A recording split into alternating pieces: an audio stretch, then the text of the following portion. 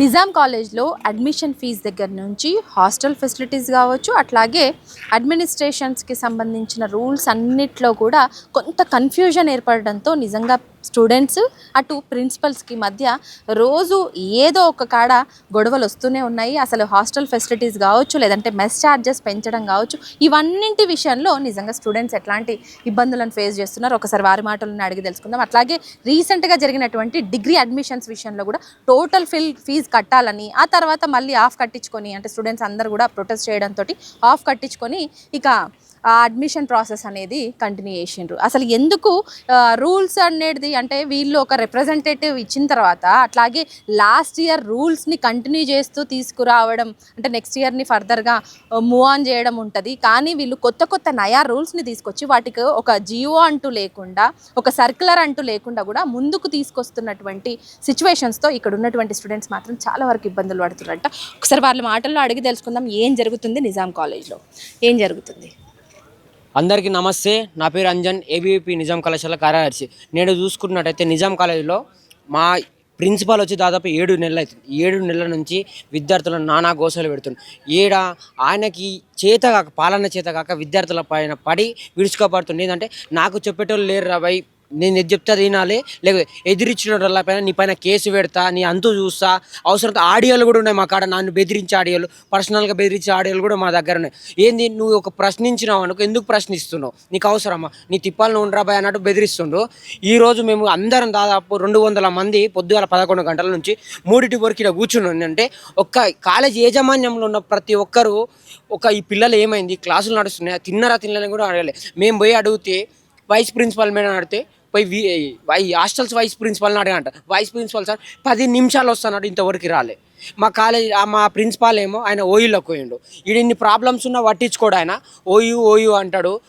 కాలేజీలో ఫండ్స్ లేవని మా విద్యార్థుల పైన ఇప్పుడు హాస్టల్ మెస్ డీడీలు కావచ్చు, మెస్ ఛార్జీలు కావచ్చు, దాదాపు మాది ఒక ఎస్సీ ఎస్టీ బీసీ మైనార్టీ వాళ్ళందరూ కలిపి ఎస్సీ వాళ్ళకేమో 8,200 ఉండే ఇంతకుముందు, బీసీ వాళ్ళకి 9,200 ఉండే, ఓసీ వాళ్ళకి 10,200 ఉండే. ఇప్పుడు ఈయనకంట కాలేజీ నడపడానికి పైసలు లేకపోవడం వల్ల ఓసీ వాళ్ళకైనా 14,800 చేసిండు. ఒక ఓసీ వాళ్ళ పైననే దాదాపు 4,600 పెంచిండు. అది ఓసీ వాళ్ళు అంటే ఇన్కమ్ లేని వాళ్ళు అందరూ వస్తారు, నాన్ స్కాలర్షిప్ వాళ్ళు. ఇప్పుడు ఇన్కమ్ లేదని అందరూ అయితే ఉండరుగా, డబ్బులు అయితే ఉండవుగా, వాళ్ళని కూడా దృష్టిలో పెట్టుకొని నువ్వు పెంచుతే సార్ ఇప్పుడు ఒక 200 పెంచండి, లేకపోతే 100 పెంచండి సార్, ఒకేసారి 100 పెంచితే మేము ఏడంగా కట్టుకుంటాం సార్ అంటే నీ ఇష్టం ఉంటే కట్టుకోలేకపోతే బెదిరిస్తుండు. అంటే ఇక్కడ ప్రిన్సిపల్ తప్పు అని అనిపించట్లేదు, పాలన చేత కావట్లేదు అనేసి నువ్వు అన్నావు, కానీ పైనుంచి నిధులు రావట్లేదని ప్రిన్సిపల్ అంటుండు. దానికి ఏం సమాధానం చెప్పి దీని గురించి కూడా సార్తో డిస్కషన్ చేసినాం విద్యార్థులందరూ. సార్ ఇట్లా కాలేజీలో అమౌంట్ లేవు సార్, దాన్ని ఫర్దర్గా ఏమన్నా చేద్దాం సార్. ఇష్యూ దేనివల్ల వచ్చిందంటే ఈ ఫండ్స్ గురించి మొన్న జరిగిన అడ్మిషన్ల అప్పుడు వచ్చింది. ఫండ్స్ గురించి ఏమైంది, అడ్మిషన్స్ జరుగుతుండు. ఇంతకుముందు మా సీనియర్ బ్యాచ్ ముంగల వాళ్ళకి అడ్మిషన్ ఫీ ఎంత 2,300 నుంచి 3,000 మధ్యలో ఉండే. మా సీనియర్ బ్యాచ్ నుంచి హాఫ్ పేమెంట్ వచ్చింది. ఒకవేళ 20,000 ఉంటే ఫుల్ పేమెంట్. ఇన్కమ్ మనకి స్కాలర్షిప్కి ఎలిజిబిలిటీ మనం ఉంటే దాంట్లో సగం కట్టాలి, 10,000 కట్టాలి. అట్లలే నాకు డబ్బులు లేవు, మీరు కడితే మొత్తం కట్టాలి, లేకపోతే జాయిన్ కాకండి, మీ చదవకపోతే ఏమైనా అవుతుందన్న తీరులో మాట్లాడుతుండో. మేము విద్యార్థులను కలిసి మొత్తం ఉన్న మా ఏబీపీ యూనియన్ కలిసి మేము అడ్డుకోవడం జరిగింది. అడ్డుకొని సార్ కడితేనేమో చేసుకోండి, 50% చేసుకోండి, లేకపోతే వద్దు సార్. వాళ్ళకి అక్కడ దూరంకి వెళ్ళి వచ్చిన వాళ్ళు సార్ చార్జీలకు డబ్బులు లేకొచ్చారు సార్. ఏదో అవే డబ్బులు ఉంటే ఏదో ప్రైవేట్ కాలేజీలకు పోయి మంచి కోచింగ్ తీసుకొని ఉంటారు, కానీ గవర్నమెంట్ కాలేజ్ ఇంత పెద్ద కాలేజీలో వచ్చిందని పేరెంట్స్ నా కొడుకు నిజాం కాలేజీలో చదువుతున్నా ఎంతో సంతోషంతో చెప్పుకుంటాడు. వీడికి వచ్చేవరకేనే ఈయన దాదాపు 300 మంది అడ్మిషన్ లేకుండా వేరు ఫీజు కట్టలేక, ఇదే నిజాం కాలేజ్ కేంద్రంగా. దాంట్లోకేమో ఆయన మా మీద అంటారు, మేమంట ఆయన తప్పాన్ని చూపించినందుకంట ఆ 300 మంది అడ్మిషన్ లేయాలంట. మా మీద విరుచుకోపడుతుండే ఆయన, మీ కేసులు పెడతామని అదే అంటారు. అదే ఫండ్స్ కోసం మేము సార్ ఇప్పుడు అడ్మిషన్స్కి ఇవి తీసుకోండి, 50% కట్టించుకొని మేమే చెప్తాం అందరికీ 50% కట్టండి, వచ్చిన జూనియర్లకు అందరికీ మేము సహకరిస్తాం సార్. ఫండ్స్ కోసం అవసరం అయితే వీసీ కాడికైనా లేకపోతే గవర్నమెంట్ దృష్టికి తీసుకెళ్దామంటే వద్దు. ఎందుకంటే గవర్నమెంట్ దృష్టిలో ఈ పిల్లలందువల్ల ఇచ్చింది నేనవుతుంది, నాకు ఈయన ఏమైనా పైన ప్రమోషన్లు వచ్చేది ఆగిపోతాను చూస్తున్నాను. కానీ నిజాం కాలేజీలో ఇంత పెద్ద నిజాం కాలేజీని ఇంత భ్రష్టు పట్టించిందంటే ఈ ఏవి రాజశేఖర్ అనే ప్రిన్సిపాల్ మాత్రమే. ఇంతకుముందు మస్తు ప్రాబ్లమ్స్ వచ్చాయండి. ఆ ప్రాబ్లమ్స్ ఇన్ని రోజులు రేజ్ కానీ ఈ యొక్క వ్యక్తి రాగానే ఇన్ని ప్రాబ్లం రేజ్ అయింది. ప్రతి నెలల ప్రతిరోజు స్ట్రైక్ చేయని రోజు లేదు మాకు. హాల్ టికెట్ విషయంలో కూడా మేము మద్దతు తెలిపినాం. సార్ 0% ఉన్న అటెండెన్స్ ఉన్న వాళ్ళకైతే మేము అడగము. మా హెచ్ఓడీలకి మాకున్న స్టాఫ్ మధ్యలో కమ్యూనికేషన్ ప్రాబ్లం వల్ల ఇవన్నీ ఆన్లైన్ ఎక్కిపోవడం వల్ల దాదాపు 380 మందికి అయిపోయినాయి. దాంట్లో 0% వద్దు, ఎలిజిబిలిటీ వాళ్ళు వచ్చిర్రు, క్లాస్లోకి వచ్చిన ప్రూఫ్స్ ఉన్నాయి, నాకు అవసరం లేదు. మీ హెచ్ఓడి అప్పుడే సబ్మిట్ చేసినప్పుడు నాకు సంబంధం లేదు. మీ హెచ్ఓడితో మాట్లాడుకొని దాదాపు 100 మంది అయిపోయారు. అట్లా వాళ్ళ జీవితాలు నాశనం. ఫైనల్ ఇయర్ వాళ్ళు మంచి బ్యాచ్ వాళ్ళు, బీసీఏ వాళ్ళకి జాబులు వచ్చిన వాళ్ళు కూడా జాబులు క్యాన్సిల్ అయినాయి. సెంట్రల్ యూనివర్సిటీలో వాళ్ళకి సీట్లు వచ్చినాయి, మంచి పీజీ సీట్లు. పోరు ఏమంటే మీ ఇష్టం, చచ్చిపోతా అంటే గేట్ అవతల పోయి చచ్చిపో అన్న ప్రిన్సిపాల్ ఈయన ఏవి రాజశేఖర్. ఒక అమ్మాయి నేను చనిపోతా సార్ అంటే గేట్ అవతల చనిపో అని చెప్పిండు. మేము లైవ్లో ఉన్నాం. మేము ఆ మాట అన్నప్పుడు ఇంత దారుణంగా ఎట్లా అంటే అదే ప్లేస్లో ఆయన కొడుకో బిడ్డ ఉంటే ఇట్లా చేస్తాడా. మా స్టాఫ్ అయినా కానీ వాళ్ళ పర్సనల్గా చూసుకుంటారు. శాలరీలు వస్తలేవు, జీతాలు వస్తలేవు అని. జీతాలు రానప్పుడు ఏం చేయాలి, వీళ్ళు గవర్నమెంట్కి ఆపర్చునిటీ కావాలి, లేకపోతే ఏమైనా చేసుకోవాలి. మొన్న చేసిరు 12 యూనివర్సిటీల ఫ్యాకల్టీ చేసిరు మమ్మల్ని పర్మనెంట్ చేయాలని. మా ఫ్యాకల్టీలు అందరూ కలిసి దానికి పోయిరు. మాకు దాదాపు 30% సిలబసే అయ్యింది, 70% అయిపోయిన సెమ్ము పెట్టినప్పుడు దాంట్లో అవకతవకలు ఏంటంటే సెమ్ము పెట్టిండు, రిజల్ట్ రాలే, దానికో స్ట్రైక్ చేసి రిజల్ట్ వచ్చింది. దాదాపు 50% ఫెయిల్ అయినప్పుడు ఏమైంది, రీవాల్యుయేషన్ కట్టుకున్నాక దాని రీవాల్యుయేషన్ రిజల్ట్ రాకముందు సప్లీ ఫీజులు కట్టించుకురు. ఫీజులు కట్టిన 2 రోజులకు రిజల్ట్ వచ్చింది. దాదాపు 95% మంది పాస్ అయ్యారు. మేము రిటర్న్ అయిన డబ్బులు మేము కట్టిన సార్ ఒక్కొక్కరు 1000 రూపాయలు కట్టిరు, 500, 400 కట్టిరు. అంటే అట్టెట్టుంటే ఈ ఒక్కసారి కట్టుకోండి, నెక్స్ట్ సారి రిపీట్ కావాలంటే పైసల కోసం మా రిజల్ట్ ఆపడం. ఇప్పుడు వస్తుంది, మేము మొన్న రాసిన 4th సెమ్ రిజల్ట్ ఇంకా దాదాపు 10 రోజులు ఉంది. మన యూజీసీ గైడ్లైన్స్ ప్రకారం 45 రోజులు దాటక ముందే మనకి రిజల్ట్ ఇవ్వాలి. డిగ్రీ రిజల్ట్ ఇస్తలేడు. ఆయనకి ఏంది, నాకు వచ్చింది, ఏ గ్రేడ్ వచ్చినప్పుడు ఫండ్స్ వస్తాయన్నారు. మాతో అందరితో సహకరించండి, మీరు నాకు గ్రేడ్ వస్తే మనకి ఫండ్స్ వస్తాయి మంచిది. ఏ గ్రేడ్ వచ్చింది, ఫండ్స్ లేవంటారు. ఆ ఫండ్స్ ఎక్కడ పోయినాయి, వచ్చిన ఫండ్స్ ఎక్కడ పోయినాయి? అంటే ఈ గొడవలన్నిటికీ కారణం పైసలు అని అడిగితే ఖచ్చితంగా అర్థమవుతుంది. మరి ఫీజు రీఎంబర్స్మెంట్ కావచ్చు, లేదంటే స్కాలర్షిప్స్ కావచ్చు, ఇవేవి గవర్నమెంట్ నుంచి విడుదల కాకపోవడంతో ఈ సమస్య వచ్చి పడ్డదా? అవును, ఇది 2021 నుండి గత బీఆర్ఎస్ పాలన నుంచి ఇప్పుడున్న కాంగ్రెస్ పాలన వరకు ఈ స్కాలర్షిప్ బకాయిలు విడుదల చేయలేదు. అది ఈ నిజాం కళాశాలనే కాకుండా ఉస్మానియా ఈ పరిధిలో ఉన్న అన్ని కాలేజీలకు ఇదే పరిస్థితి ఏర్పడ్డది. ఈ ప్రిన్సిపల్ పోయి ఎన్ని లెటర్లు పెట్టినా ఇస్తలేరు. ప్రిన్సిపల్ ఏమో విద్యార్థుల మీద ఎట్లా అంటే ఫీజుల భారం మోపి వాళ్ళని ఇట్లా మానసికంగా హింసిస్తారు. ఇప్పుడు 9 రోజులు కాలేజ్ స్టార్ట్ అయినప్పటికీ విద్యార్థి కాలేజ్ పోమంటే 7 ఉండాలి, క్లాసు పోవాలంటే 7 ఉండాలి. హాస్టల్ ఇస్తలేడు, పైసలు లేవంటుండు. పైసలు వస్తలేవు, మీరే కట్టాలి. యాక్చువల్గా కొన్ని యూజీసీ నార్మ్స్ ఉంటాయి కదా, ఒక 60 కిలోమీటర్స్కి అంటే దూరంగా కాలేజ్ నుంచి ఉన్న వాళ్ళకి ఉంటుంది రూల్స్ ప్రకారం. దాంతోపాటు కొంత మెరిట్ స్టూడెంట్స్కి అట్లా ఉంటుంది కదా, మరి ఆ రూల్స్ని ఫాలో అవ్వట్లేదంటారా ఏంటి? మీరు చెప్పదలుచుకుంది ఏంటి? అయితే ప్రతిసారి మెరిట్ బేసిస్ అంటే డీటెండ్ అయిన వాళ్ళకి ఇవ్వరు, ప్రమోట్ అయిన వాళ్ళకు ఇస్తారు. కానీ ఈసారి ఏమవుతుంది అంటే ప్రమోట్ అయిన వాళ్ళకి ఇట్లా ఇవ్వమని అక్కడ చెప్పాడు, కానీ మాకు అఫీషియల్గా సర్క్యులర్ ఇవ్వలేదు. ఇది ప్రతిసారి డిస్టెన్స్ 60 కిలోమీటర్లకు ఎవరు ఉంటారో వాళ్ళకు మాత్రమే హాస్టల్ ఇస్తారు. ఇన్కమ్ అంటే క్యాష్ బేసిస్ మీద వాళ్ళకు డీడీలు ఉంటే అట్లా డిస్టెన్స్ని బట్టి ఇచ్చేస్తాడు. అది ఎట్లా వాళ్ళకు మిస్అండర్స్టాండింగ్. మాకు ఎటువంటి సర్క్యులర్ లేకుండా ఆయన ఏం చేస్తున్నాడంటే బ్యాక్లాగ్ ఉన్నోళ్ళకి ఇవ్వనని అక్కడే చెప్తాడు, మాకేమో ఇస్తా అని చెప్పి వాళ్ళకి చెప్తాడు. అంటే ఇక్కడ కమ్యూనికేషన్ అనేది కోఆర్డినేషన్ లేకపోవడం వల్ల జరిగింది. మెస్ ఛార్జెస్ ఏంటంటే ఇప్పుడు మాకు డ్యూస్ పడతాయి అక్క. ఇప్పుడు సెకండ్ ఇయర్లో మేము తిన్నా, ఇప్పుడు నాకు 12,000 రూపాయలు ఉంది. ఇప్పుడు ఆయన ఏమంటున్నా అంటే మొన్న 3 రోజుల క్రితం మేము కలవనప్పుడు ఏమన్నా అంటే 12,000 మొత్తం కట్టాలి, నా తన ఒక్క పైసా లేదు. కూరగాయల వాళ్ళు ఇక్కడ సప్లయర్స్ ఎవరు వాళ్ళు మొత్తం సప్లై చేయరంట. మీరు తిన్నాయి మీరే కట్టుకోండి అంటే ఆ సర్క్యులర్ ఇట్లా ఇప్పటివరకు ఆ సర్క్యులరే లేదు. నువ్వు ఎప్పుడు చెప్పాలి? అది సెకండ్ ఇయర్లో ఉన్నప్పుడు నెక్స్ట్ సార్ ఇట్లా ఉంటుంది, సప్లయర్స్ ఇట్లా షార్టేజ్ ఏర్పడుతుంది, మీరు కట్టాలి అని ముందస్తు చెప్పలేదు. ఎప్పుడైతే ఫ్రీ స్ట్రక్చర్ విడుదల చేసిండో మేము ఫ్రీ స్ట్రక్చర్ విడుదల చేసినాక మా డీడీలు మేము కట్టుకున్న తర్వాత అప్పుడు వాళ్ళ దగ్గర పోతే వాళ్ళు అబ్జెక్షన్ చెప్పారు. మీరు ఇట్లా కడితేనే మీకు రెన్యువల్ చేయమని ప్రిన్సిపాల్ చెప్పారు. ప్రిన్సిపాల్ అన్న మాకు సర్కులర్ ఇవ్వాలన్నా అది ఇట్లా ఇవ్వలేదు. తర్వాత మళ్ళీ మేము 3 రోజులు మళ్ళీ రిప్రజెంటేషన్లు ఇచ్చి కొట్లాడి మీటింగ్ పెడితే అప్పుడు మీకు వచ్చే స్కాలర్షిప్ మెస్ ఛార్జ్ డిడక్షన్ పోగా మళ్ళీ ఈ డ్యూస్ కట్టాలి. ఎంత ఉందని. ఇప్పుడు మేము ఆల్ ఆఫ్ సడన్గా ఎంత ఇప్పుడు 1000 రూపాయలు, ఇప్పుడు 3-4 వేల రూపాయలు ఆల్ ఆఫ్ సడన్గా ఎట్లా తేవాలి? మళ్ళీ ఆయన లింక్ ఎట్లా పెడతా అంటే ఫస్ట్ ఇంటర్నల్ కన్నా ముందే ఇవి చెల్లించాలి, లేకపోతే లేనితో మీకు ఇంటర్నల్ రాయనియను. అంటే ఇది మానసికంగా అలా చేయను, లింక్ పెడుతుండు, లేనితో నీకు ఇంటర్నల్ రాయనియను. ఇంటర్నల్ అందరికి సాధ్యపడుతుందా? అదే మేము అదే అందరికి సాధ్యపడదు. నువ్వు అఫీషియల్గా ఇట్లా మాకు ముందే చెప్పాలి. ఆల్ ఆఫ్ సడన్గా మెడ మీద కత్తి పెట్టినట్టు చెప్తే విద్యార్థులను విద్య నుంచి దూరం చేయాలనే ఒక ఆలోచనలో ప్రభుత్వం ఉన్నది, ఈ నిజాం కాలేజ్ యాజమాన్యం ఉన్నది. ఇప్పుడు మళ్ళా ఇప్పుడు ఎట్లా అయితే అంటే ఒక దంద లెక్క నడుస్తుంది. ఎట్లా అంటే ఆ ఎగ్జామినేషన్ బ్రాంచ్ కాడ పోయినాం అనుకో, ఆమె ఎప్పుడూ సరిగ్గా ఉన్నది లేదు, విద్యార్థులను నిందించారు. సార్ మేడం రిజల్ట్ వస్తలేదు అంటే ఆమె అంటుంది మీరు ఊకొచ్చి అడగకురమ్మా, డిస్టర్బెన్స్ అవుతుంది. విద్యార్థి అన్నప్పుడు అడుగుతాడు, నీకు ఎన్ని రోజులు కావాలో నువ్వు ఒక అఫీషియల్ సర్కులర్ మేము నెల రోజులలో విడుదల చేస్తామని చెప్తే విద్యార్థి అడగడు. విద్యార్థికి సమస్య వచ్చినప్పుడు విద్యార్థి అడిగే హక్కు ఆయనకు ఉన్నది కాబట్టి పోయి అడుగుతాడు. ఈయన ఏం చేస్తాడు, మీ వల్లనే అవుతుంది. ఆమె ఏనాడు సరిగా నిజం కల యాజమాన్యం మొత్తం వర్కింగ్ ఎప్పుడు పర్ఫెక్ట్ చేసిందిలే. మొత్తం ఎట్లా అంటే నిద్రలో ఉన్నట్టు చేస్తారు మొత్తం. అసలు వాళ్ళ కమ్యూనికేషన్ లేదు, కోఆర్డినేషన్ లేదు, ఎటువంటి సర్కులర్ లేవు, మాటల మీద ఓరల్గా నడుస్తుంది ఇది. అట్లా అంటే ఒక సర్క్యులర్ లేకుండా, ఒక పర్టికులర్ సర్క్యులర్ లేకుండా, సో కొత్తగా తీసుకొస్తున్న రూల్స్ తోటి స్టూడెంట్స్ ఎట్లాంటి ఇబ్బందులు పడుతారు? అంటే చాలా ఇబ్బందులు పడుతున్నాం. ఎట్లా అంటే ఇప్పుడు ఆర్డర్ ఆఫ్ సడన్గా సర్క్యులర్ లేకుండా ఫీజు కట్టలేం పరిస్థితి, అది కట్టలేం పరిస్థితికి వచ్చింది. ఎందుకంటే చాలా దూరం నుంచి వస్తున్నాం మేము ఇక్కడ. మాకు ఇక్కడ మేము కాలేజ్ స్టార్ట్ అయ్యి జూలై 2కి స్టార్ట్ అయింది కాలేజ్. జూలై 2 కాలేజ్ స్టార్ట్ అయింది. కాలేజ్ స్టార్ట్ అయ్యి 1 వీక్ అవుతుంది. మాకు హాస్టల్ లేదు ఇక్కడ. మేము ఎక్కడ ఉండాలి, ఎక్కడ తినాలి? మరి అటెండెన్స్ 75% మ్యాండేటరీ అంటుండు. నేను కాలేజీకి రావన్నా, హాస్టల్ ఎక్కడ ఉండాలా మాకు అర్థమవుతలేదు. మొత్తం కన్ఫ్యూజన్ అయిపోతుంది.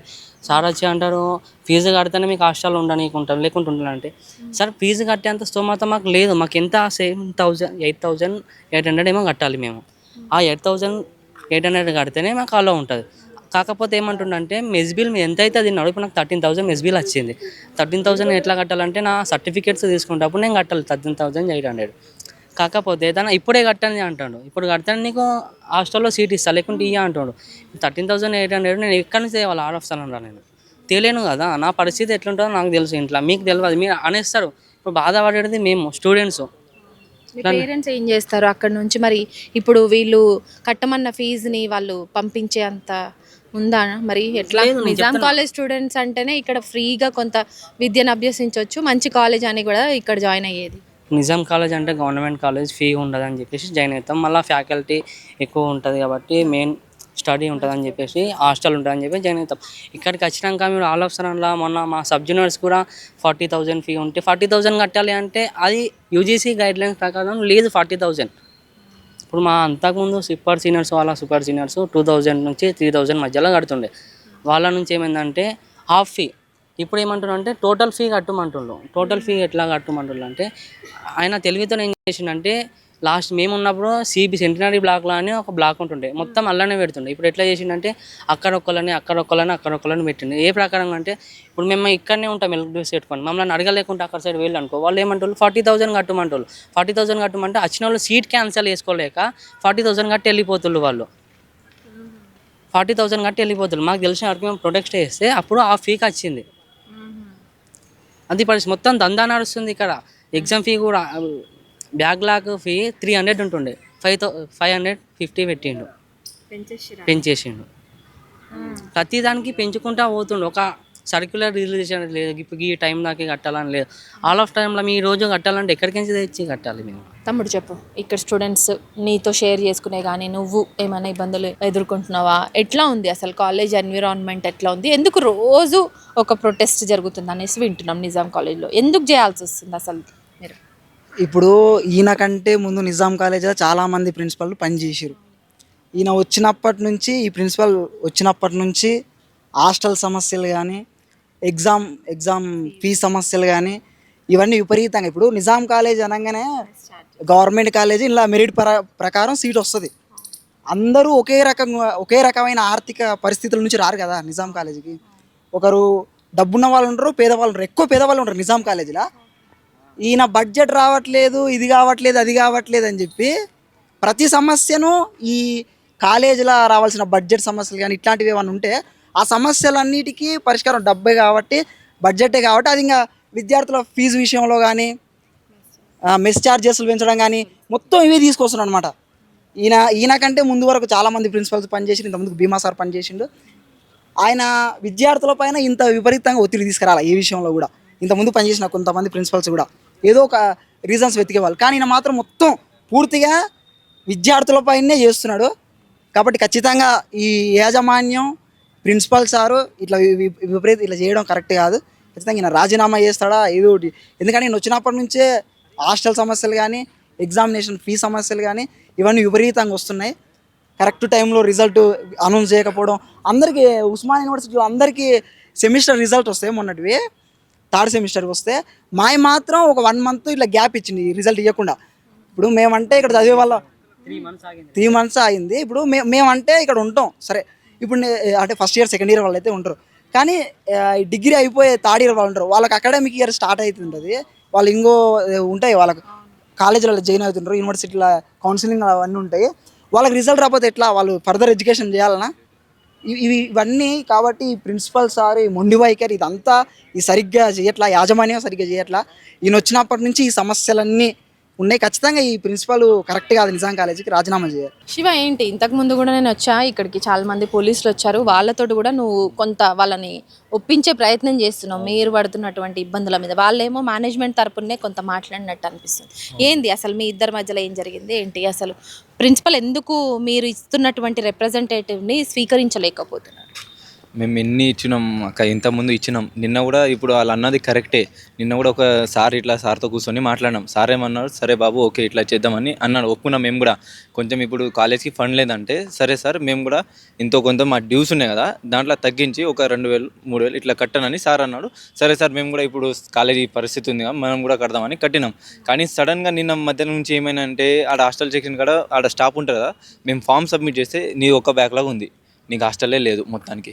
ఇప్పుడు నార్మల్గా నిజాం కాలేజ్ మెయిన్ ఎందుకు పెట్టుకుంటారు అక్క అంటే మ్యాక్సిమం మన క్యాంపస్ హాస్టల్ ఉంటే అందుకే పెట్టుకుంటారు. ఇప్పుడు వాళ్ళందరూ పెట్టుకున్నారు, వాళ్ళకి సడన్గా నిన్న ఏం చెప్పారంటే నీకు ఒక బ్యాక్లో నీకు ఈ హాస్టల్ మొత్తానికి వెళ్ళి. యాక్చువల్గా రూల్స్ ప్రకారం అయితే కంప్లీట్గా డీటెయిల్ అయిన వాళ్ళకి ఇవ్వకపోతే ఒక లెక్క, కానీ ఒక సబ్జెక్టో 2 సబ్జెక్టులను సాకులు చూపించి ఇప్పుడు హాస్టల్ ఫెసిలిటీ ఇవ్వకపోతే నువ్వు ఎక్కడ ఉంటావు? ఉండే అంటే కనీసం ఫ్రెండ్స్ లేకపోతే దగ్గరలో ఉన్నటువంటి రిలేటివ్స్ దగ్గరనో ఉండేటట్టు ఉంటుందా? కాలేజ్లో హాస్టల్ ఫెసిలిటీ ఉంది అనే కదా ఎంతో దూరం నుంచి మీరు వస్తుంటారు, విలేజెస్ జిల్లాల నుంచి. ఇంకోటి ఈ జిల్లాల నుంచి వస్తారు కదా మ్యామ్, ఇంకో వాళ్ళు సడన్గా ఏమంటారు 75% అటెండెన్స్ కావాలి. ఇప్పుడు ఈ హాస్టల్ దగ్గర ఉంటుంది, ఇంకా కాలేజ్ దగ్గర ఉండడానికి అందరు రోజు కాలేజ్ అటెండ్ అవుతారు, వాళ్ళ 75 అటెండెన్స్ ఉంటుంది, వాళ్ళు మంచిగా ఎగ్జామ్ రాసుకోవచ్చు అక్క. అట్లా అని ఇంకా సడన్గా ఇగో మళ్ళీ మీకు హాస్టల్ ఉండదు ఇది ఉండదు అని సడన్గా ఇట్లా పాయింట్స్ రేజ్ అవుతున్నారు. ఇంకా మొన్న కూడా హాల్ టికెట్ ఇవ్వలేదు కొంతమందికి ఇట్లా ఎగ్జామ్ రాయడం. ఇంకోటి మా రిజల్ట్ మొన్న రివాల్యూషన్ రిజల్ట్ రాలే అక్క, రాకపోయినా మాకు ఎగ్జామ్ రాపిచ్చిర్రు. కనీసము అంటే ఎగ్జామ్ రాసిన తర్వాత రిజల్ట్ వచ్చిన తర్వాత సర్టిఫికేట్స్ని ఆపి కొంత మిమ్మల్ని ఏమైనా మ్యానిపులేట్ చేయొచ్చేమో, కానీ ఎగ్జామ్స్ రాయకముందే హాల్ టికెట్ ఇవ్వకుండా ఒత్తిడి పెట్టేటువంటి కాలేజ్ ప్రిన్సిపల్ని ఇన్నే చూస్తున్నా. అసలు ఎందుకు అంటే దీని విషయంలో మీరు ఎవరన్నా అందరు కలిసి వెళ్ళి అడిగిరా, ఏం సమాధానం చెప్తారు? ఆల్రెడీ స్ట్రైక్ చేసినాం, ఆల్రెడీ చేసిన తర్వాత మీ ఇంత అటెండెన్స్ లేదని అన్నారు. అటెండెన్స్ లేదని ఓకే ఒప్పుకుంటాం, కానీ అది ముందే చెప్పాలి కదా, మీకు ఇన్ఫార్మ్ చేయాలి. మీ ఇంత అటెండెన్స్ ఉంటేనే మేము ఇస్తాం. ఆల్రెడీ పైసలు కట్టించుకున్నారు, అన్నీ అయిపోయింది, కానీ మాకు హాల్ టికెట్ వెళ్ళి. ఇంకోటి నిన్న రీసెంట్గా ఏం జరిగిందంటే మేము హాల్ టికెట్ డౌన్లోడ్ చేసుకోవాలంటే కూడా పైసలు కట్టాలంట. మొన్న రీసెంట్లీ మా జూనియర్ దగ్గర మీరు హాల్ టికెట్ డౌన్లోడ్ అవుతలేదంటే 1000 రూపాయలు అడిగారు. అట్లా ఈ చిన్న దానికి మా దగ్గర అమౌంట్ అడుగుతున్నాం. అది మేము ఆల్రెడీ పూర్ ఫ్యామిలీ నుంచి వచ్చినాం, మేము గవర్నమెంట్ కాలేజ్ క్యాంపస్ 2 ఉంటాయి అందుకే అప్లై చేసుకున్నాం. ఒక చిన్న దానికి మా దగ్గర అమౌంట్ అడిగితే మేము ఎక్కడి నుంచి చేయాలి, అది మా ప్రాబ్లం. సో మీ ఫ్యామిలీ బ్యాక్గ్రౌండ్ ఏంటి, నిజాం కాలేజ్లో సీట్ ఎట్లా వచ్చింది, సో దాని తర్వాత ఎన్నో ఆశలు పెట్టుకొని ఇక్కడి వరకు వచ్చినావు, ఇక్కడ వచ్చిన తర్వాత అంత సఫిషియెంట్గానే ఉందా, ఏమన్నా ఇబ్బంది పడుతున్నావు? కొంచెం ఇబ్బంది ఉన్నది. ఎట్లాంటి ఇబ్బంది అంటే నేను ఫస్ట్ నారాయణపేట జిల్లాకి వెళ్ళి వచ్చినాం మేము. నారాయణపేట జిల్లా నుంచి ఇక్కడికి ఇంటర్మీడియట్లో ఎక్కువ స్కోర్ వస్తే సీట్ వచ్చింది, వచ్చి జాయిన్ అయిపోయినా. జాయిన్ అయిపోతే కాలేజ్ జాయిన్ అయినప్పటి నుంచి ఫస్ట్ నుంచే ఇబ్బందులు ఉన్నాయి. వచ్చిన ఫస్ట్ టైంలో కూడా హాస్టల్ ఇబ్బందే, ఇప్పుడు సెకండ్ ఇయర్ ఇప్పుడు కూడా అదే పరిస్థితి ఉన్నది. కాలేజ్లో ఎగ్జామ్ ఫీజు కట్టించుకుంటుర్రు, రివాల్యుయేషన్ రిజల్ట్స్ ఇవ్వకుండానే సప్లీ ఫీజు కట్టించుకుంటుర్రు. ఎందుకోసం కట్టించుకుంటుర్రో మాకు అర్థమవుతలేదు మేడం. మా దగ్గర నుంచి పైసలు మొత్తం దోచుకుంటుర్రు మేడం. సో ఇక్కడికి అంటే నిజాం కాలేజ్లో సీట్ వచ్చినప్పుడు మీ చుట్టుపక్కన వాళ్ళు కానీ నీకు తెలిసిన వాళ్ళు కానీ కాలేజ్ గొప్పతనం గురించి ఎట్లా చెప్పారు? నువ్వు ఇక్కడ చదువుతుంటే కూడా వాళ్ళు ప్రౌడ్గా ఫీల్ అయ్యే మూమెంట్స్ ఎట్లున్నాయి? ఈ ఇంటికాడ ఎవరన్నా మా ఉందా ఇక్కడ ఆ సిచ్యువేషన్? ఆ సిచ్యువేషన్ లేదు. అంటే వాళ్ళు గొప్పగా ఫీల్ అయినటువంటి, గర్వంగా ఫీల్ అయినటువంటి, నువ్వు కూడా నిజాం కాలేజీలో సీట్ వచ్చిందని అప్పుడు ఊహించినటువంటి సిచ్యువేషన్ ఇక్కడ క్యాంపస్లోకి ఎంటర్ అయిన తర్వాత ఉందా? అట్లా ఏం లేదు మేము, అట్లా ఏం లేదు. అక్కడ ఏమనుకున్నావు కాలేజ్ కాలేజ్ గురించి స్టార్టింగ్లో ఇప్పుడు ఎక్కడన్నా మా పేరెంట్స్ అడిగితే మా బాబు నిజాం కాలేజీలో చదువుతుండు గొప్పగా అనుకుంటారు, కానీ ఇక్కడ అంత ఇన్ఫ్లుయెన్స్ లేదు మేడం కాలేజ్ నుంచి. అంటే ప్రతిదీ డబ్బుతో ముడిపడి ఉంది కదా తప్ప ఇట్లాంటి కాలేజీలలో కొంత ఫీజులు తక్కువనో, కొంత ఫ్రీగా ఉంటుంది విద్య, మంచిగా దొరుకుతుంది. ఎందుకంటే ప్రొఫెసర్స్ మంచి మంచి పెద్ద పెద్ద ప్రొఫెసర్స్ ఉంటారు, విద్య కూడా మాకు మంచిగా వస్తుందని కదా ఇక్కడ జాయిన్ అయ్యేది. అట్లా కనిపిస్తుందా ఇక్కడ? సార్ వాళ్ళు క్లాసెస్ చెప్తారు కానీ మనం ప్రిన్సిపలే మొత్తం డీవియేట్ చేస్తాడు. మాకు వచ్చే సౌకర్యాలను మాకు ఇస్తే మేము ఈడ వచ్చి కూర్చోంగా మేడం. అయితే ఆ సారు ఇది కాదు అది బ్యాక్లాగ్ ఉంటే హాస్టల్ ఇయ్యము అట్లాంటి చేస్తే మేము కూర్చోవాల్సి వస్తుంది మ్యామ్. ఇప్పుడు మేము ఎన్నో కిలోమీటర్ నుంచి వచ్చినాం, రోజు అప్ అండ్ డౌన్ అయితే చేయలేముగా మేడం. అది ఇట్లాంటి ఇబ్బందులు చేయకపోతే మంచిగానే ఉంటుంది కాలేజ్. ప్రిన్సిపల్ సార్ మీద ఆధారపడి ఉన్నది మొత్తం కాలేజ్. అసలు నీకు హాల్ టికెట్ రాలేదని విన్నాం, నిజమేనా? నా ఒక్కరికే కాదు 372 మందికి హాల్ టికెట్స్ ఇక్కడ ఇష్యూ కావడం జరగలేదు. అది కేవలం ఒక అడ్మినిస్ట్రేషన్లో ఉన్న లెక్చరర్స్ కానీ ప్రొఫెసర్స్ కానీ వాళ్ళ కమ్యూనికేషన్ లేక, ఇక్కడ అడ్మినిస్ట్రేషన్ లోపం వాళ్ళకున్న కమ్యూనికేషన్ లోపం వల్ల కేవలం 372 మంది విద్యార్థులకు హాల్ టికెట్లు ఆగిపోవడం జరిగింది. కేవలం ఇది ప్రిన్సిపల్ లోపం, అట్ ద సేమ్ టైం హెచ్ఓడీలో లోపం. ఇక్కడ హెచ్ఓడీ లోపం ఏంటంటే ఇక్కడ ఎవరు కూడా హెచ్ఓడీలు కూడా పార్ట్ టైం లెక్చరర్స్ హెచ్ఓడీలను ఇక్కడ నియమించడం జరిగింది. ఇందులో ఇద్దరు తప్పిదం ఉంది. ఒకటి ప్రభుత్వ తప్పిదం ఉంది, అలాగే ప్రిన్సిపల్ తప్పిదం ఉంది. ఒకటి ప్రిన్సిపల్ ఆ మధ్య కాలంలో 3 నెలల పాటు, నెల రోజుల పాటు కాంట్రాక్ట్ లెక్చరర్స్ ప్రొఫెసర్స్ వాళ్ళు ప్రొటెస్ట్ చేయడం జరిగింది. దానివల్ల డిలే అయింది. చాలామందికి అటెండెన్స్ ఉండి కూడా ప్రిన్సిపల్ బ్లాక్ చుట్టూ, ప్రిన్సిపల్ గారి చుట్టూ లెటర్లు పట్టుకొని రాసి తిరగంగా లాస్ట్కు ఒక ఎగ్జామ్ అయిపోయి 1 డే డిలే అయినాక కొంతమందికి హాల్ టికెట్ ఇష్యూ కావడం జరిగింది. ఏవి రాజశేఖర్ సార్ గారు వచ్చిన కాంచెలు కూడా ప్రతి ఒక్క విద్యార్థి తనకైనా సమస్య వస్తే అడ్మినిస్ట్రేషన్లో ఒక ప్రోటోకాల్ ఉంటుంది, అడ్మినిస్ట్రేషన్ ఎగ్జామినేషన్ బ్రాంచ్ ఉంటుంది, అడ్మినిస్ట్రేషన్ ఉంటుంది, అకాడమిక్ బ్లాక్ ఉంటుంది. డిఫరెంట్ బ్లాక్లలో డిఫరెంట్ స్టెప్స్ వైజ్గా ఆ సమస్యలు పరిష్కరిస్తాయి. కానీ ఏవి రాజశేఖర్ సార్ గారు వచ్చినాక ఒక్క సమస్య కూడా ఆయన దగ్గర ఉంది, ఒక్కసారి కూడా సమస్య సాల్వ్ అయిన చరిత్ర లేదు. ఇప్పుడు కూడా విద్యార్థులను కేవలం హాల్ టికెట్స్ 370 మందికి ఇష్యూ చేయలేదు. ఇష్యూ చేయకుండా ఇప్పుడు హాల్ టికెట్స్ లేని వాళ్ళకి కూడా హాస్టల్ ఇవ్వని అంటాడు. ఇప్పుడు నిజాం కాలేజీకి వచ్చే విద్యార్థులు కేవలం ఇక్కడ క్యాంపస్ హాస్టల్ ఉంటుంది. క్యాంపస్ హాస్టల్ ఉండడం వల్ల మంచిగా చదువుకోవచ్చు, 75% అటెండెన్స్ ఉంటుంది, అన్నీ ఉంటాయని ఇక్కడ రాజన్నది. ఇక్కడికి వచ్చినాక ఏం మాట్లాడుతుండో, హాల్ టికెట్స్ ఇష్యూ చేయలేడు. ఆయన లోపల అడ్మినిస్ట్రేషన్ లోపం, అక్కడ ఉన్న ఆ లెక్చరర్స్ లోపం వల్ల, వాళ్ళకు కమ్యూనికేషన్ రిలేషన్ గ్యాప్ వల్ల హాల్ టికెట్స్ ఇష్యూ కాలేదు. ఇప్పుడు ఓల్ తప్పు, ప్రిన్సిపల్ తప్పు, అడ్మినిస్ట్రేషన్ తప్పు, అక్కడ పనిచేసిన వ్యక్తుల తప్పు. కానీ అమాయక విద్యార్థులను గ్రామీణ ప్రాంతాల నుంచి కొన్ని 100 కిలోమీటర్ల దూరం నుంచి ఇక్కడ వచ్చిన బడుగు పేద విద్యార్థుల మీద అక్రమంగా ఫీజులు వసూలు చేశారు. ఈ ఒత్తిడితోటి కనీసం మీరు ఎగ్జామ్ ఇప్పుడు హాల్ టికెట్ రాలేదని మానసికంగా ఒత్తిడికి గురవుతారు. కనీసం మీకు హాల్ టికెట్ ఇచ్చే విషయంలో వాళ్ళు నెగ్లిజెన్సీ చేస్తుంది. ఈ టైప్ ఆఫ్ ఇట్లాంటి సమస్యతోటి మీరు ఫర్దర్గా ముందుకు ఎట్లా పోతారు? ఎగ్జామ్ ఎట్లా రాద్దాం అనుకుంటారు? ఈ 370 మంది సమస్య గురించి నువ్వు చెప్తున్నావు కదా, నీ సమస్య గురించి కూడా చెప్పు. నువ్వు ఎట్లా ఫర్దర్గా ముందుకు వెళ్ళాలని? ఇప్పుడు మా ముందు ఉన్నది 2 దారులు. ఒకటి, ఆయనే అడ్వాన్స్ సప్లిమెంటరీ వీళ్ళకి పెడతా అని చెప్పిన 370 మంది అయితే ఎవరైతే ఉన్నారో వాళ్ళకు మళ్ళీ వాళ్ళ దగ్గర నుంచి ఫీజులు వసూలు చేసి ఎగ్జామ్ పెడతాను. అది ఇంతవరకు నోటిఫికేషన్ లేదు, ఒక సర్క్యులర్ లేదు, ఎలాంటిది లేదు. అట్ ద సేమ్ టైం ఇంకో ఆప్షన్ ఏముందంటే, ఈ విద్యార్థులకు మళ్ళీ సెమిస్టర్, మళ్ళీ నెక్స్ట్ సెమిస్టర్ ఏదైతే ఉందో, ఇప్పుడు ఫోర్త్ సెమిస్టర్ రాస్తారు కదా, వాళ్ళు 4th సెమిస్టర్ రాసుకోవాలి. అట్ ద సేమ్ టైం ఈ 6th సెమిస్టర్ రాసుకోవాలి. ఇట్లా ఏమవుతుందంటే ఈరోజు ఎగ్జామ్ రాయాలి, రేపు ఎగ్జామ్ రాయాలి, మధ్యాహ్నం ఉంటుంది, సాయంత్రం ఉంటుంది. దీనివల్ల పరీక్షల మీద ఒత్తిడి జరుగుతుంది. విద్యార్థులు చాలా ఒత్తిడికి గురై చాలా మానసికంగా వేదన చెందే అవకాశం ఉంది. అంటే హాస్టల్ అంటే మీకు హాల్ టికెట్ ఆపడానికి రీజన్స్ అడిగినరా? ఏమని చెప్తుండు? అంటే ఫీజులు కట్టకపోతే మీకు స్కాలర్షిప్స్, లేకపోతే ఫీజు రియంబర్స్మెంట్స్ ఇవన్నీ రాకపోవడం వల్ల ఈ సమస్య తలెత్తుతుందా ఏంటి? ఒక విషయం అయితే ఇప్పటి నుంచే కాదు, ఫీజు రియంబర్స్మెంట్ అయినా స్కాలర్షిప్ అయినా కొన్ని సంవత్సరాల నుంచి ఉన్న సమస్య. ఇప్పుడు ఏ ప్రభుత్వాన్ని ఇప్పుడు నిందించే అవకాశం లేదు. ఎందుకంటే ఎవరి మీద రాయేసినా బురద మన మీద పడే అవకాశం ఉంది. ఇప్పుడు కేవలం విద్యార్థులను ఇక్కడ ఏమున్న విద్యార్థులను బలిపశువులను చేసి అక్కడ 100 ఎకరాల నుంచి 100 కిలోమీటర్ల దూరం నుంచి వచ్చిన విద్యార్థులను అక్రమంగా ఫీజులు వసూలు చేస్తారు. వాళ్ళ తల్లిదండ్రులేమో నానా కష్టాలు పడి వాళ్ళు బుక్కెడు బువ్వ తినకుండా నీళ్ళు ఎండి వానకు తడిచి వాళ్ళు పంట పండించి ఆ 10 రూపాయలు జమ చేసి వీళ్ళు ఫీజులు కట్టి అటు ఇటు జాయిన్ అవుతారు. జాయిన్ అయినాక కూడా వచ్చినాక ఇప్పుడు 10,000 కట్టి, ఇప్పుడు హాస్టల్ ఉంది, హాస్టల్కి 10,000 కడతారు. హాస్టల్ 10,000 కట్టినాక నీకు హాల్ టికెట్ లేదు, నీకు బ్యాక్లాగ్లు ఉన్నాయి, ఇవన్నీ డిఫరెంట్ రీజన్ చెప్పి ఇలా రిజెక్ట్ చేస్తారు. ఇప్పుడు 10,000 ఏమన్నా రిఫండ్ అయితే అయ్యే అవకాశం లేదు. 10,000 రిఫండ్ కాకపోవడం వల్ల ఇప్పుడు తల్లిదండ్రులకు ఏం సమాధానం చెప్పుకుంటారు? ఇక్కడ ఉన్న పిల్లలు వాళ్ళు సమాధానం చెప్పుకోలేదు. ఆ తల్లిదండ్రులకు కూడా నో హోప్ పోతుంది. ఇది ఇప్పటికైనా ఇప్పుడున్న ప్రభుత్వం అయినా గత ప్రభుత్వం అయినా తప్పిదాలు జరుగుతాయి. కానీ ఉన్న వాస్తవం ఏంటంటే సీఎం రేవంత్ రెడ్డి గారు అయినా సరే, ఇప్పుడున్న ఆర్థిక మంత్రి బట్టి విక్రమార్క గారు అయినా సరే, బట్టి విక్రమార్క గారు ఏ కాలేజీలో చదువుకొని పోయినారు, ఆయనకు మరోసారి ఒక నిజామియన్గా, ఆయన ఎక్స్ నిజామియన్గా ఒక నిజామియన్గా చెప్తున్నా, బట్టి విక్రమార్క గారు దయచేసి ఈ నిజాం కాలేజ్ కాదు ఉస్మానియా యూనివర్సిటీలో మెయిన్ క్యాంపస్లో కొన్ని 100 కోట్ల బకాయిలు ఉన్నాయి. దయచేసి ఆ బకాయిలు ఏదో విడుదల చేస్తే ఈ విద్యార్థుల పైన ఉన్న భారం తగ్గుతుంది. వాళ్ళు ఇంకా ఉన్నతమైన చదువులు చదువుకుంటారు. తెలంగాణ పునర్నిర్మాణం అంత విద్యార్థుల చేతిలో ఉంటుంది. వికలాంగుల పింఛన్ తీసుకునే వృద్ధుల చేతిలో ఉండదు, విద్యార్థుల చేత ఒక యువత చేతిలో ఉంటుంది. దేశ భవిష్యత్తు అయినా తెలంగాణ భవిష్యత్తు అయినా ఆ దృష్టిలో పెంచుకొని ఈ ప్రభుత్వం, ఆర్థిక మంత్రి బట్టి విక్రమార్క గారు ఉన్నారు, Nizamian ex Nizamian, at the same time Duddilla Sridhar Babu గారు ఉన్నారు, చాలామంది నిజామియన్స్ ఈ కాలేజీ నుంచి ఉన్నారు. వారి దృష్టిలో పెట్టుకొని త్వరగా ఆ ఫీజు రిమెంట్ చేస్తే విద్యాలయపైన భారం తగ్గుతుంది.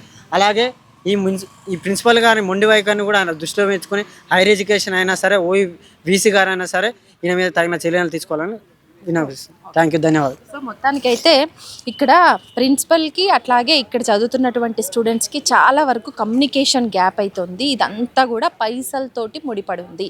సో నిధులు రాకపోవడం వల్ల ఇక్కడ ఉన్నటువంటి ప్రిన్సిపల్ అక్కడ నిధులు తెచ్చే విషయంలో గవర్నమెంట్ తోటి ఫైట్ చేయాల్సింది పోయి ఇక్కడ ఉన్నటువంటి స్టూడెంట్స్ తోటి ఫైట్ చేయడం వల్లనే ఈ గొడవకు దారులు తీస్తున్నాయి. అందుకనే ఏదో ఒక రీజన్ తోటి ప్రతి విషయంలోనూ రోజు ఇక్కడ ఉన్నటువంటి స్టూడెంట్స్ వాళ్ళ ఇబ్బందులను ఎదుర్కొనే విషయంలో, వాళ్ళ రైట్స్ విషయంలో రోజు ఇక్కడ ప్రొటెస్ట్ చేయాల్సిన సిచ్యువేషన్ అయితే ఏర్పడింది. ఈరోజు కూడా ప్రొటెస్ట్ చేసిండ్రు. లంచ్ అవర్లో అసలు ఏం తినకుండా ఓన్లీ బిస్కెట్ ప్యాకెట్స్ అట్లాగే వాటర్ బాటిల్స్తో ఇక్కడ ధర్నాకైతే కూర్చుర్రు. సో ఇక్కడ ఉన్నటువంటి ఇప్పుడే ప్రిన్సిపల్ ఉన్నారో ఆ ప్రిన్సిపల్ ఖచ్చితంగా చాలా రూడ్గా బిహేవ్ చేస్తారు. ఆయన ఏదైతే ఆయన మాట్లాడే విధానాన్ని మార్చుకోవాలో, ఆయన ప్రవర్తనను మార్చుకోవాల్సిన అవసరం ఉంది. గవర్నమెంట్ తోటి ఫైట్ చేసి నిధులు తెచ్చి ఇక్కడ ఉన్నటువంటి కళాశాలను అభివృద్ధి పదంలో నడిపేటువంటి ఒక చాకచక్యమైనటువంటి వ్యక్తిత్వం ఉన్నటువంటి వ్యక్తిగా ఉండాలి తప్ప ఇట్లా స్టూడెంట్స్ మీద, తన పిల్లలైనటువంటి స్టూడెంట్స్ మీద